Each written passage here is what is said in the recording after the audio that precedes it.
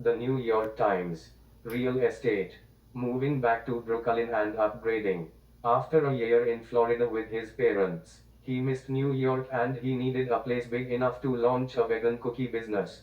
After 2 years away from the city, Matthew Tanner found a one-bedroom in Gowanus that gave him the space he needed for his mental health, including ample kitchen space for his burgeoning cookie business. Credit: Brittany Newman for the New York Times. By Marion Bull. July 19, 2021, 5 a.m. at.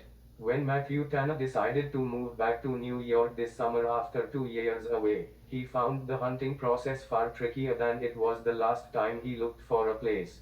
For much of the pandemic, he had been living with his parents in Coral Gables, FLA, and missing the city. He was ready to move back. But when he arrived in New York in May for a quick visit to look at some apartments, simply viewing one was almost impossible. I was trying to get a tour of 10 different places, and I only heard back from one of them, said Mr. Tanara, 28-year-old Matt Tuta who recently started baking and selling vegan cookies. I was like, okay, this is not going great. He was able to see one apartment in Crown Heights whose hallways, he said, looked like the bathroom of a school gymnasium. Also not great. The rental market had bounced back with a vengeance from its COVID slump, and the usual dance of scheduling a bunch of viewings in 1 or 2 days and, crucially, getting to see those apartments clearly wasn't working. I wanted the separation of my bedroom and living room, so that if I have friends over, I don't have to have my bed sitting out in the open, said Mr. Tanner. He's looking forward to mounting his guitars on his walls. Credit: Brittany Newman for the New York Times. Then Mr. Tanner remembered a Park Slope building that had been built in 2019, when he lived in a nearby studio apartment. He went by in person to inquire about any open listings, but all the units were out of his price range. He didn't want to spend more than $2,400 for a one-bedroom. The on-foot system seemed to be working, though, so he kept walking around the neighborhood and found another new construction building that looked promising, on the border of Park Slope and Gowanus. After a quick Google search, he reached out to building management and was able to get an in-person viewing of not just one but three one-bedroom apartments. One of them would become his new home. $3,100 Gowanus, Brooklyn. Matthew Tanner, 28. Occupation: freelance math tutor, occasional cookie entrepreneur. On the local restaurant scene, he has enjoyed revisiting some of his favorite restaurants around Gowanus and Park Slope. As a vegan, he loves the Middle Eastern food at Bedouin Tent on Atlantic Avenue and Miriam in Park Slope. He has also fallen in love with Japan Village in Industry City. He's a big fan of the Yum onigiri. His number one piece of moving advice: I recommend renting a car during moving week, said Mr. Tanner, who moved himself and most of his belongings across the country and back in his own car. Having it with him for this most recent move allowed him to take all the last-minute trips to IKEA that he needed.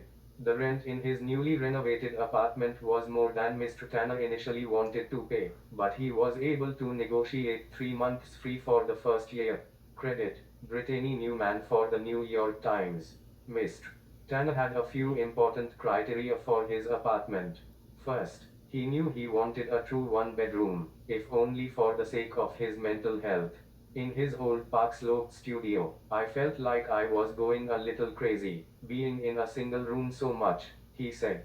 If it was snowing and no one wanted to go anywhere, it felt like I was trapped. Being able to have friends over and offer them a sofa to sit on, rather than his bed, would be an important upgrade. Given his budding cookie side hustle, he also needed ample kitchen space. Before decamping to Coral Gables, he briefly lived in Los Angeles, where he became enamored with TV shows like Chopped and Top Shape. He started trying to make the dishes he saw on screen in his home kitchen. In March 2020, he toured a local culinary school and planned to sign enrollment papers the next day, which turned out to be the day LA shut down. By last spring, he was back home in Florida, cooking dinner for his family every night and honing his vegan cookie recipe. He soon began selling cookies at a weekly farmer's market. When he toured the building he now lives in, Mr. Tanner was able to see three different one-bedroom apartments, and he chose the one with the best kitchen. He estimates he could make 12 dozen cookies at once here. Credit, Brittany Newman for the New York Times. It was important, then, that his new apartment have enough storage for his stand mix, his food processor, and the other gadgets and ingredients he uses for his cookie company, Big Lover Bakery. He's still devising his plan for entering the New York market. The one bedroom he chose in the governess building has the perfect kitchen layout, he said, with plenty of storage and counter space. He reckons to make 12 dozen cookies at a time, his standard farmer's market output. Mr. Tanner has moved 10 times in the past decade, so his goal was to find an apartment that he could stay in for more than a year. His new apartment is more expensive than what he had planned, to pay $3,100 a month, but he was able to negotiate 3 months of free rent, which makes his net monthly rent for the next year a manageable $2,325.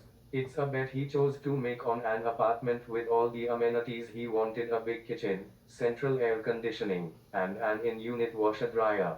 But he's unsure if he'll be able to make enough money tutoring in the next year to justify staying and paying the $3,100 next year. When he was in Los Angeles, Mr. Tanner added a few guitars to his collection as pandemic impulse buys, and drove them all to Florida with him last year, and then to Brooklyn. Credit, Brittany Newman for the New York Times. In the meantime, Mr. Tanner is enjoying being back in the city he loves. A live music fanatic, he already has tickets to 12 shows going into the fall, including Phoebe Bridgers, Japanese Breakfast, and Skull Crusher. He moved his piano into the apartment, and is excited to mount his collection of guitars on the walls.